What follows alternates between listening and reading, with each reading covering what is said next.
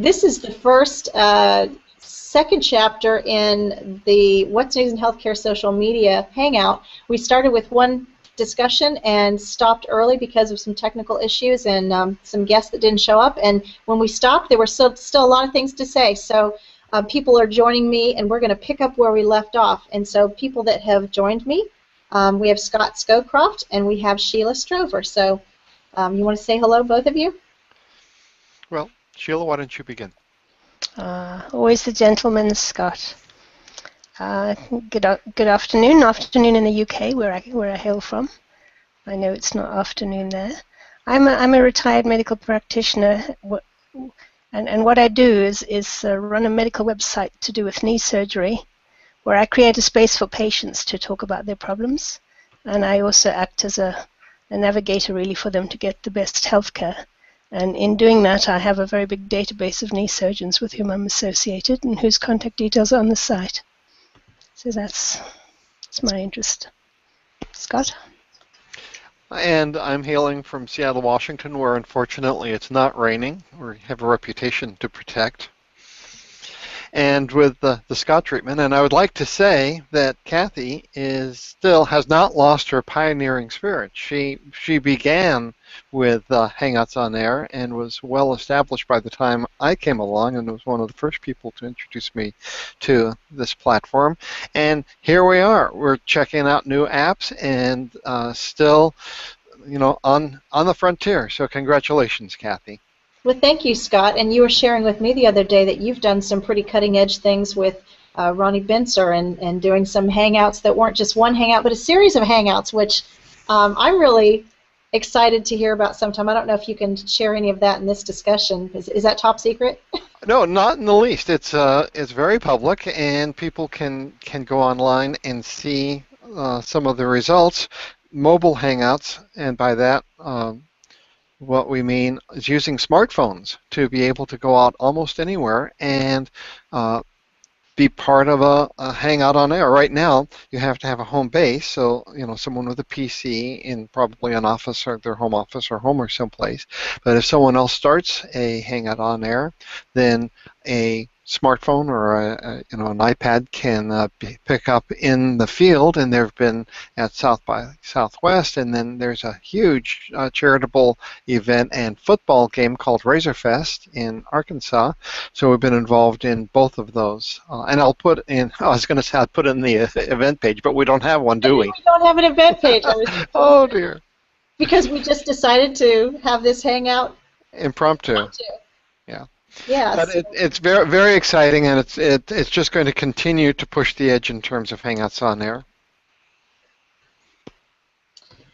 All right. Well, I am going to put. I'm actually adding the link to the original Hangout page, so that people will be able to go see that one after the fact, and we'll have a record of it so we can easily find it. Okay.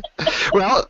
And so I will put a link to examples of Jim Shankle as he hosted. I think maybe 15 or 20 of these mobile hangouts on air. Each one of them is only 4 or 5 minutes in length, but he went to a fundraiser and interviewed people from the board of directors and volunteers and others. Very fascinating. And interesting, a good tool for nonprofit organizations to be able to reach out and market who they are and the good causes that they are trying to promote. Well, that's good to know. I'm actually creating an event page here right now, just because I'm curious. We're going to go ahead. We're going to be really, really big pioneers today. We're going to try starting a hangout on the last minute. And I'm going to plug this in and see how many people find us while we're doing this, because I'm just kind of curious. I think you should. And as you're doing that, maybe we can interview. We can make this, and you've heard of roundtable discussions. This could be a round-robin interview where we can interview each other. Does that sound okay for you? Say that again. All right, a round robin where we interview each other. Yes. Now you're trying to double task, and I'm hijacking your Hangout, so please don't let me do that. You might have had something in mind. Not at all, Scott. You are always good for a great idea, and I have just created the page, so we'll see who finds it now. Because I'll tell you what. One of the things I'm curious about is how do Hangout events get most visible? Because it used to be that when you created an event, regardless of when you created it, when it was near the time for that event to happen, it would show up in that little box, in our upper right corner, and it would show upcoming events. And what I discovered is that recently, over the past several months now, since they started doing a lot of changes to Hangouts, if you create your Hangout too soon, it never shows up. It just gets lost and buried, and it never shows up in that what's coming up. And so I've been trying to figure out what triggers events showing in that. Is it sharing it last minute? Is it creating it last minute? So this one we're creating in the very last minute, actually 5 minutes in. And I included the link there on the sidebar, the private chat that only those of us in the Hangout can see, so you can go to that page quickly and just see what I created, and then we can add any links to that page that we want. And I'm just curious. If you did a public reshare, Kathy, then you give me the URL of the public reshare, then I could comment track for you. If you click on the chat bar to the side, it is in that is the public, or that is the event page. Yeah, and all right, if you just leave me with that, I'll go and reshare it quickly. Okay, and I did publish it to the public, so okay, that's grand. We'll see how that works. So this is really going to be an experiment. Is there anything else you want to experiment with while we're at it?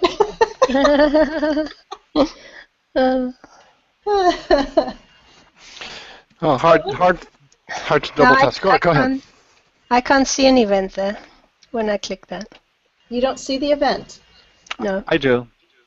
Do you? Am I too... Can you create a post and then hit link and then just put the URL in where it wants the link?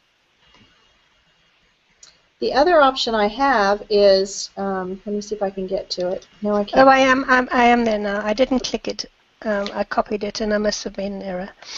So let's talk about what Excellent. started this second Hangout, and maybe we want to go off in a different direction. Maybe we want to go in this direction, but. Dave Williams was watching the last Hangout, and as I wrapped up early because of all the issues we were having, and I'll tell you, it's really hard to not have someone to talk with. If you do Hangouts, or if you've tried to do Hangouts, and you tried to be a one-man host or one-woman host, don't give up, because I have found having someone else to talk to is so much better than just talking to a camera. So when we wrapped it up, Dave Williams posts, You stopped too soon. There's so much more we could have talked about on that last article, and I thought, well, get in the Hangout. Come on, Dave Williams, get in the Hangout. But I think he's probably working and he can't do that. So I don't know if he'll find his way to this Hangout or not. But did you have any other thoughts on what we had talked about that you thought it was too short? Well, I thought it was perfect that you ended it when you did it as you did, because I've seen so many people who the Hangout should be 43 minutes in length, but because they've got it in their head that it should be an hour, they stretch it out, and you just know that it is stretching. They're just trying to come up. Well, what can I do to fill? It's sort of like laundry detergent, that has all of this filler. We want these Hangouts to be concentrated. We want them not to waste our time. Just give me the good stuff. So when you did the calculation, you thought this is the natural time to end a Hangout, and you did. I was disappointed because I wanted to jump in and contribute, but I was thinking, no, that was just perfect. So good for you. Having said that, you were. How can I phrase it? You were talking about shoppable Hangouts and whether or not, what that was all about. Is that correct? And then that was, go ahead. Yes, well, and that's where we left it, is that there are some features that are developing in Hangouts that will include basically what you would think of as shopping features, being able to talk about something and then promote it while you're talking about it. So you'll be able to promote a book, for example, and give a link to go buy that book if you're talking with an author. And when you think about all the applications, a lot of people will only think about those typical retail applications, but I want my audience to start thinking ahead of the game. How does this apply in healthcare, and how could we use this in healthcare that doesn't dumb it down, but really adds value to the Hangouts that we're already starting to produce. And I'm talking about physicians, just like the Breast Cancer Answers and Howard Lux. He does like knee hangouts and things like that. So how could we use that in a really effective way? Now, I'll just go ahead and jump in. The very first thing that popped into my head was that there are nonprofit organizations that support healthcare facilities, and that shoppable hangouts might be a valuable way for them to, well, quite frankly, fundraise. Though I know that your question was, beyond just trying to grab money for money's sake, how might the healthcare industry use shoppable hangouts? But that seemed to be the most that's the one that popped into my head immediately. So it might be that there would be a combination of valuable information that people are interested in terms of their healthcare. Either something that would be specialized, such as for diabetes or for chronic diseases that people have.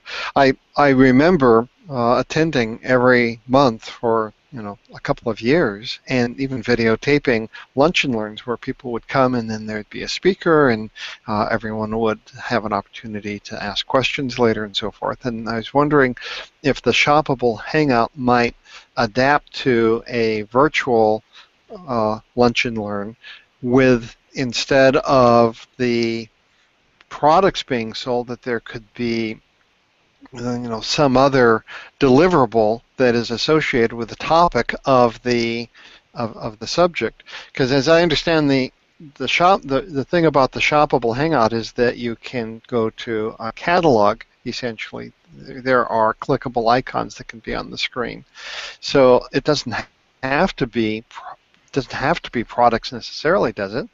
That are there. It could be resources, books or ebooks or webinars. Webinars that would next steps.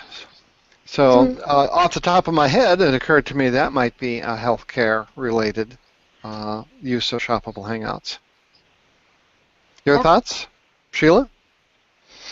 Well, I was listening to you with one ear, and I agree with everything you say. And I was trying to bring in comments from the audience, and it's refusing to let me. And I realize that's because, in fact, when you create your event, Kathy, you're not a public.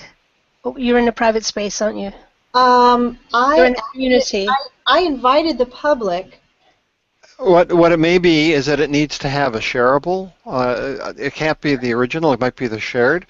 So I'll put in the chat a URL for you to check out. Okay. Did anyone say Pioneering Days? Yeah, this says it's a public event, so I don't know what the issue is. But again, I've had some really strange things happening today. Yeah. So I don't know if maybe I've transferred some of that onto you. I thought most of your events were within your healthcare community, within your community. The rest of them are. A limited community, not this one. Well, okay, well, right, now, I understand. Let me qualify that. When I create an event, I always share it to the public, and then I also share it to the Healthcare Talk community, because then it appears in the event tab. This particular one, I did not post to Healthcare Talk, but I did post it to the public. So you probably won't find it in Healthcare Talk, but it is completely publicly available, so you can invite anybody you want to that event page even right now. So it should be completely shareable and completely watchable. It's just that nobody knows that it's happening because we didn't promote it. Yeah, well, I was just interested to see where the comments were coming in while you were talking, but for some reason it wouldn't work for me. But Scott will make it work. Kathy, your format at the moment I watched you in the early days when you were with Todd, and you had quite a structured format. You had very kind of set agenda. You knew what you wanted to flag to one another. Has obviously transmuted into this new format where you're inviting audience participation. And you're going to get wildcards. You're going to get things happening that you don't expect. But the last speaker I hadn't met before, he was on with Roxanne. Is it Ron? And I immediately flagged him onto my circles, and we'll keep keep a note of what he's saying, because he was saying some very sensible stuff. Roxanne I know well, and we often hang out together. So I think that sophistication is not always essential. I mean, obviously, if one's running a sophisticated show, it's nice to keep it in a sophisticated model. But if you are, accepting a wild card and throwing it open to the audience, I think that has its own intrinsic value as well, because nobody knows what's going to happen, but some great good might come out of it. So, but then you perhaps need a few more controls that you can boot someone out if you've got a problematic person that you weren't expecting or something like that, because you've taken quite a risk just throwing it open. Yes, and actually there is a way, and I did that with Roxanne, not because Roxanne was a bad person, but I could tell that she didn't know she was in trouble. Yeah. Yes, and so I did go through the process of ejecting her, and I was surprised. I learned when I did that there was about a 7-second delay. Oh, right. Okay. And so that was something I just learned. And you tapped on a lot of things. You really hit close to home here, Sheila, because you summarized my entire week.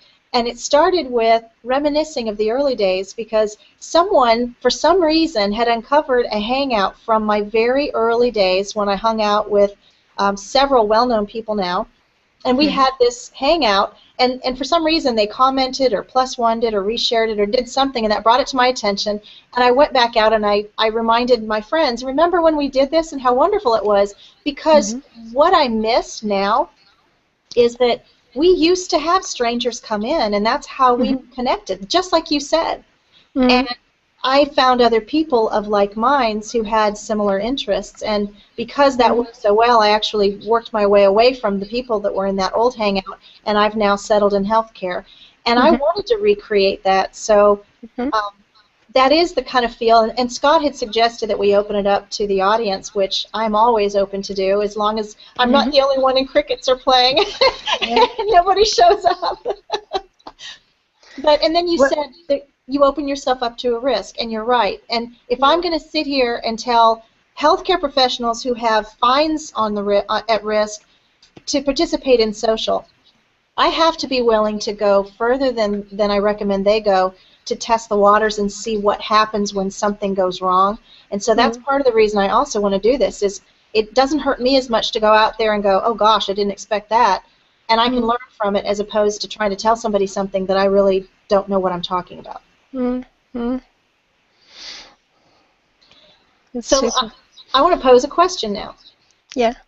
What is the most unexpected, potentially dangerous situation you've been in socially that you didn't see coming?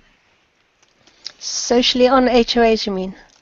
Meaning something that happened because you put yourself out there in the social realm that you didn't see coming, and when it did, you had to you either had to react to it or potentially react to it. What's a story that you can share of something that happened in the social space that somebody could go, oh, you got to be prepared for that next time? Oh, I've got one. And then Sheila, you can think. So my partner in crime, as it were, Jess Duell, co-host of a program that we have, social media, the Jess plus Scott plus You show. We produced a series of programs, or HOAs, called Social Media Social Revolution, and it was because one of the Google Plus community, Jason T. Weiser, who's living in the Ukraine at the time, was, in kind of big trouble, not for anything that he was doing, but because it was pre-media understanding what was going on in the Ukraine last part of last year and in January of this year. So there's a revolution that was fermenting, and he was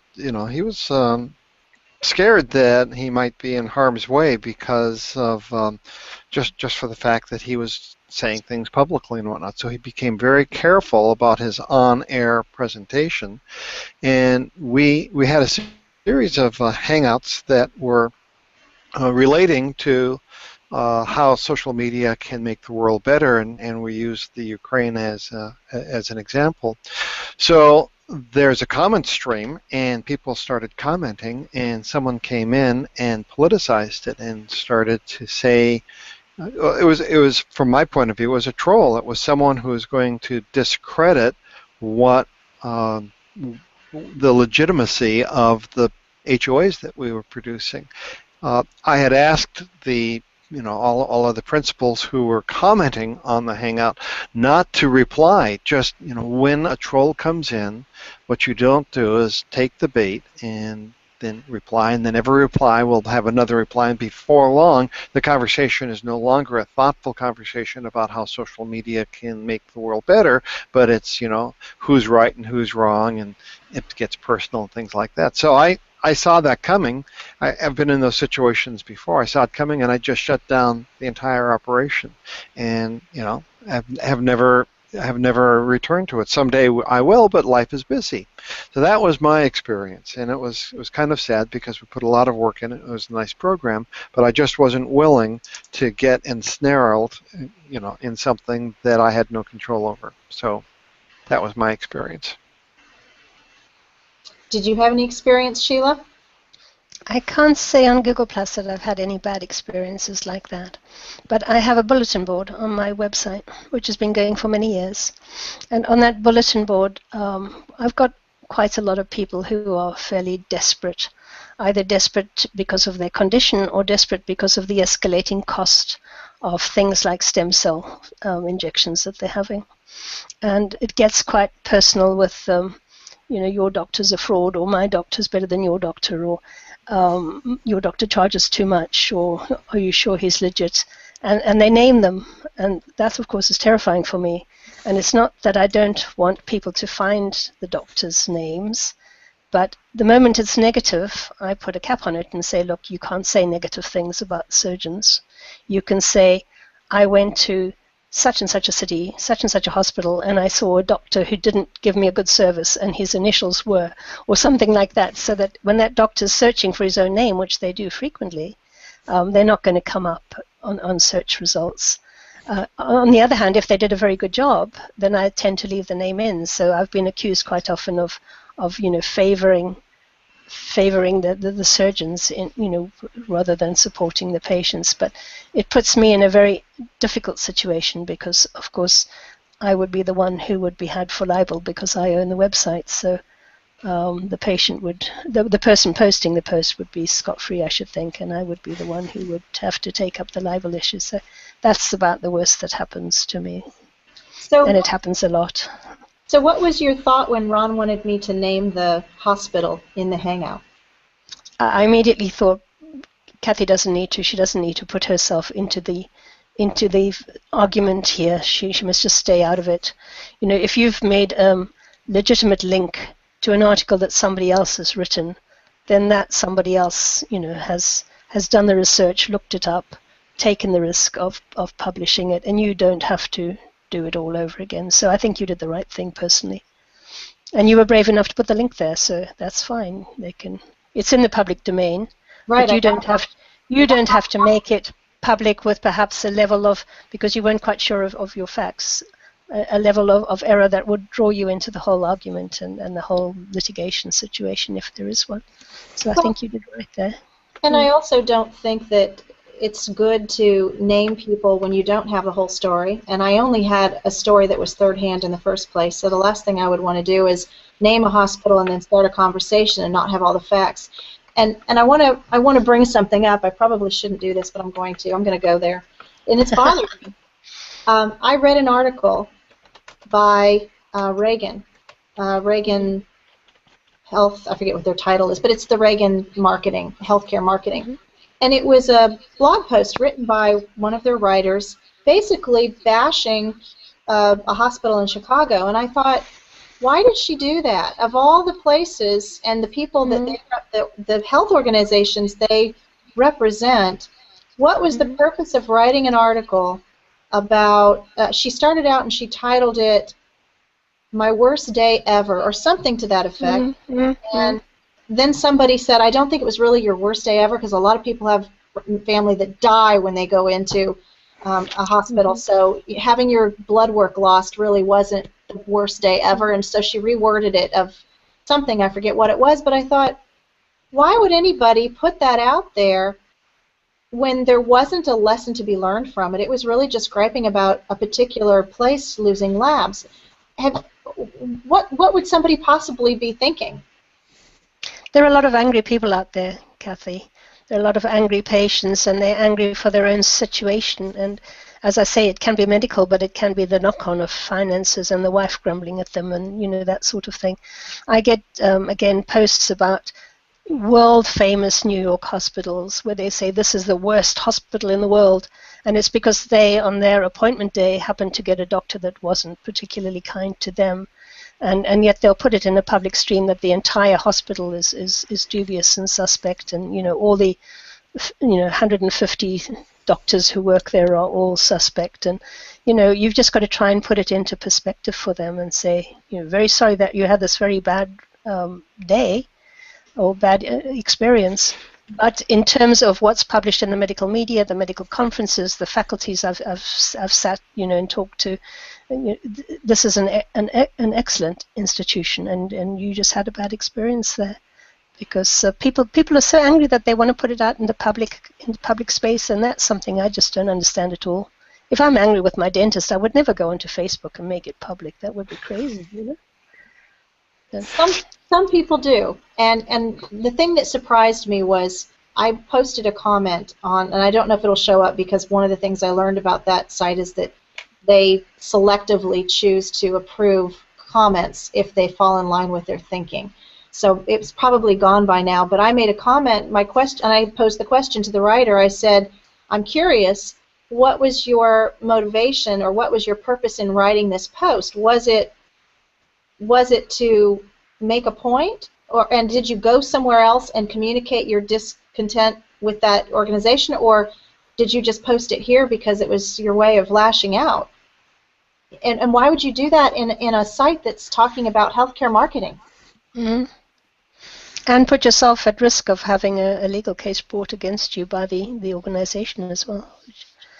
You act as a kind of a watchdog, Kathy, don't you? In the very best way, where you're watching both the behavior of the professionals and the professional institutes on behalf of the patient, and also watching what patients are doing on behalf of those organizations. And there are not very many people taking that middle road, which is good, really. Well, it's the only way you learn how to communicate both ways. Mm-hmm. Scott, you're being awful quiet over there. He's trying to get the comment tracker to work. We've got a little challenge on here. Whether Scott can make it work or whether I can make it work, but it won't work. The first thing I want to do is to say hi to Dave Williams. He has, and I misspelled his name on the tracker. He'll forgive me.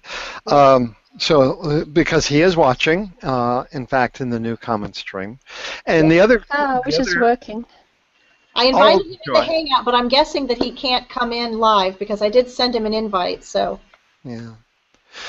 To respond to the use of Hangouts or not Hangouts, social media to gripe about your doctor or your hospital. I think these are conversations that go on all the time privately. Someone will come back from an appointment or whatnot, and they'll be talking with a friend, and that's exactly what they're doing.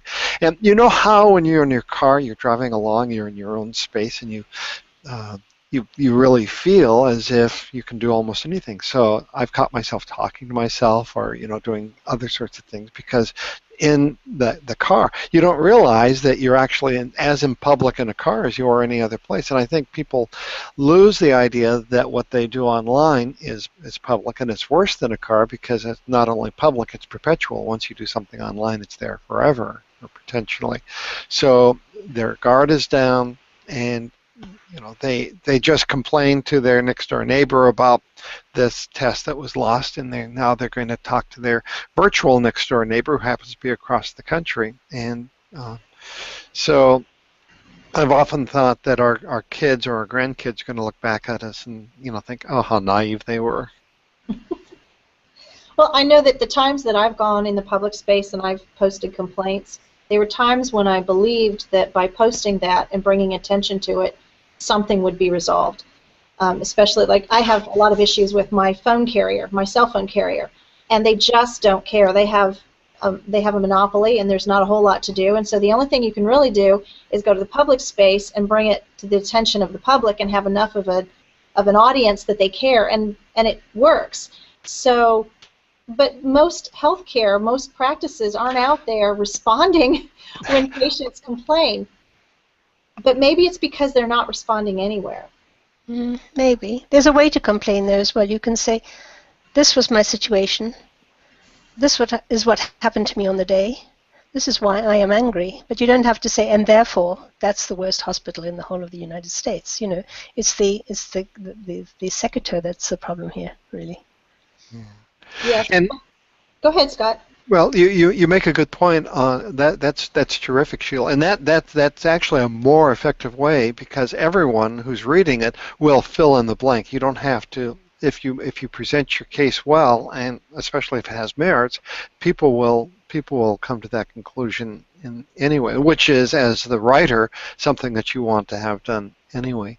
But Kathy, you make it a good point, and I think it's one of the fundamentals for social media for healthcare, and that is, if you're not on social media, if you're not listening, you don't know what conversations are going on out there. And it's not that they're not going to go on, it's just that you're not going to have the opportunity to be part of the conversation. And if you're monitoring, then at least you know what's going on. You could try and jump in and say, oh, but wait. But if the only thing you've been doing is monitoring, people will see you as an interloper, as a latecomer. Oh, well, now you care. So it's not enough just to monitor. The best strategy for inevitable gossip that's going to be on the web is to be front and center and be part of an intelligent, helpful conversation ahead of time. People, and by adding value and by being helpful to those who are paying attention to the topic, when something bad comes along, you don't have to worry at all. It might be that you'll be monitoring, someone will say something bad about your hospital, and then your minions of supporters will jump on them before you even have a chance and say, hang on a second, A, this is inappropriate, B, it's a terrific institution, and it ends up being a net plus. That's your ROI of social media participation, I think. Said that better, Scott. That's a good point. And what the point that I was trying to make when I said that maybe they're not out there responding anywhere is, people do those things in the social space because they get a response. If that's where they think they get the most response and the most hurt, twist the knife, they're going to do it. But if people are trained to know that you have a system of responding to those issues, and if they scream loudly through the telephone or through the email versus the Facebook page or the Google Plus page, then that's where they're going to go. And maybe that's a first step. You definitely have to be in that space, Scott. There's no doubt about it. You're absolutely right that you can't come late to the party. But maybe creating a place where people already know they can go and get fast result will result in fewer of those negative comments being out in the social space. And what I learned from you, Kathy, was that when something like that arises, the best way to do it is say, I hear what you say, so you acknowledge it, and then I'd like to resolve it. Here's a way. Why don't you contact us here? So you take it offline as soon as possible, right? Speaking of which, let me pose a question to you. I had an issue that I really, to this day, don't know if I handled it the right way. I know I have all the answers, right, but not this day. It took me by surprise. I posted a picture of a hospital CEO and a couple other C-suites that were at a table with me at a fundraising event that we had a lot of fun, but it was for a lot of good, and it was for the good of the people. It was not something that was going to go buy a boat for the CEO. And I posted this nice picture, and I just said I had a great time being a part of this particular event, and I posted it on Google+. And expecting a couple of people might either like it or say, it looked like it was a fun event, or thank you for supporting whatever, I get this comment from someone that says basically, oh, another event that some overpaid C-suite from the local hospital is spending his money whining and dining at these uppity up. I forget what the comment was, but it was really mean. Yeah. And I didn't know how to respond to that because, as you said, you don't want to engage in that because it just escalates. And so I took the picture down entirely and just left. Yeah. Is that what I second breaks your guessed heart. myself? Was that the best way to handle that? It breaks your heart. Who knows? Well,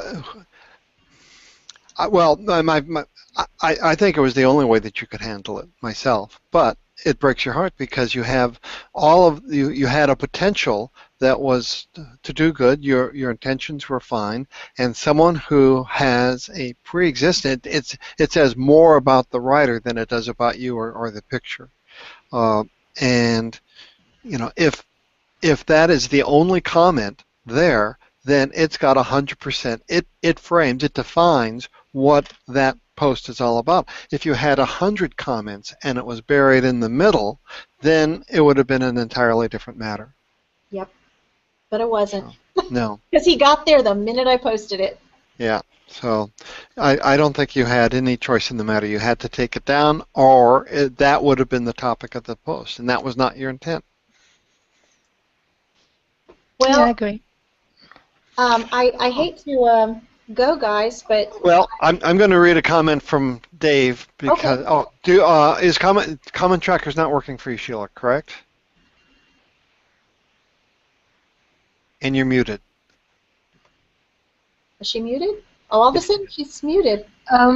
I couldn't do the little reshare thing, the wishbone I call it, to make it go into the stream, Scott. So it doesn't matter. You just read them out, Maria. So I'm just wondering if this might work. Hang on. Here and here and here.